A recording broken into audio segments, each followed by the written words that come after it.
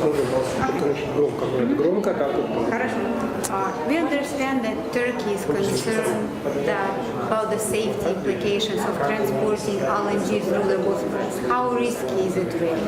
And how does LNG transport compare to the maritime transport of the other fuels? Certainly LNG transportation through the Bosphorus is risky and has environmental and safety as well as security risks. However, LNG transport through the Bosphorus is one of the more safer commodities that would be passing potentially through the Bosphorus. For instance, ammonia, LPG, chlorine, oil, all are significantly more dangerous from an environmental impact standpoint as well as a security standpoint passing through the Bosphorus. So LNG from a ranking standpoint would be much safer than what is already passing through the Bosphorus. And I think the perception that has existed over time is that LNG is extremely dangerous, extremely flammable.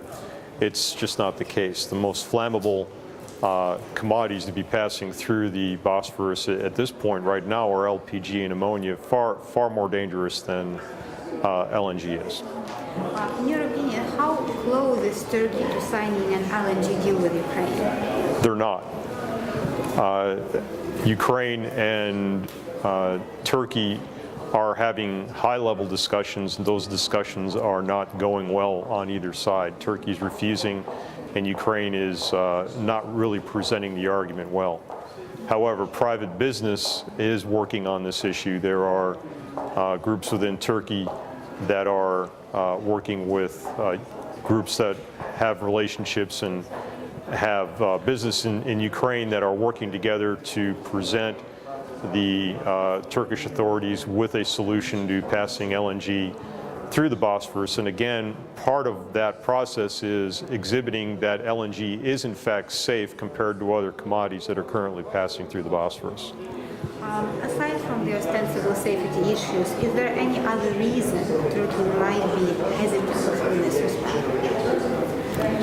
From a political standpoint, not that much. No, that's a bad question. You should tell her to remove that question. That's not a good. Okay. Yeah, that doesn't. Okay. I've already answered. I'm going to. Oh, no problem. Yeah. Then we'll go just to the other one. What effect is the crisis in the East having on Ukraine's energy security? It's fairly significant. Eastern Ukraine is experiencing a period of low-intensity conflict. It is then destabilizing the balance of Eastern Ukraine, and of course it's destabilizing the security and the economic security of Ukraine. This absolutely must be resolved. There are numerous ways in which to resolve this that are both economic and political, of course. Both need to be done to create a solution. And that's something that the Ukrainian and Russian as well as U.S. and EU authorities are working on, albeit there's an impasse at this point, but it's the unrest within the East is certainly having a significant impact on the overall economy within Ukraine. In your opinion, on a global level of comparison, what makes Ukrainian gas attractive to an investor? Ukrainian gas right now is trading at $400 per MCM, or approximately $12.5 to $13 per MCF. Producers in Ukraine, such as Cub Energy and JKX, have average netbacks of anywhere between $8 to $10 per MCF. That's a significant margin that you cannot capture anywhere else really within the world at this point from an oil and gas standpoint. As part of Ukraine's overall energy security package, what they should be doing is they should be attracting more Cub Energies to the overall marketplace, having them develop Ukraine's internal oil and gas supplies, which then provides more security for the country, makes them significantly less reliant on Russian gas, which is really what's been the problem here that Ukraine is experiencing. Maybe you should turn my thing off? Yeah. It's a good song. Dirty bitch. No, I understand. But add that. It's okay. There's one more question. Okay.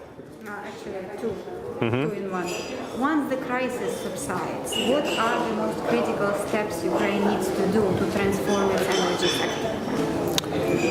Numerous things. Ukrnafta must be sold. Ukraine government owns 51% of Ukrnafta. That should be sold in a transparent auction marketplace. Ukrnafta currently produces 28 to 32,000 barrels a day. It should easily get anywhere between $750 to $1 billion in cash for that interest. Additionally, it needs to aggressively farm out properties that are currently operated by Ukrgas production.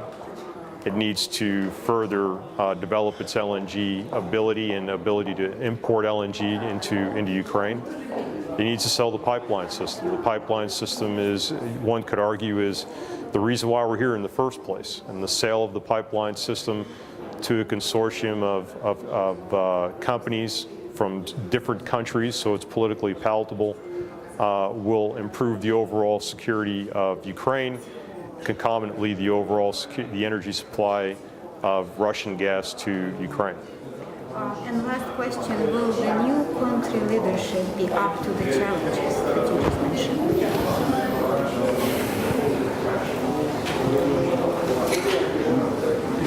We are beginning to have new leadership in this country. New leadership needs to be sorry, let me start over again. Yeah. Okay. We have new leadership, and that leadership needs certainly more help.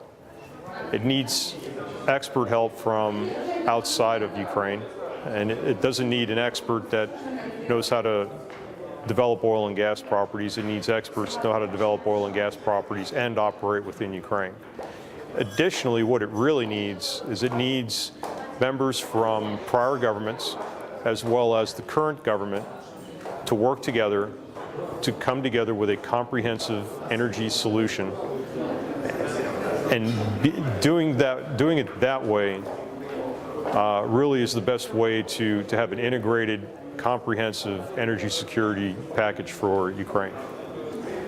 Thank you. Thank you.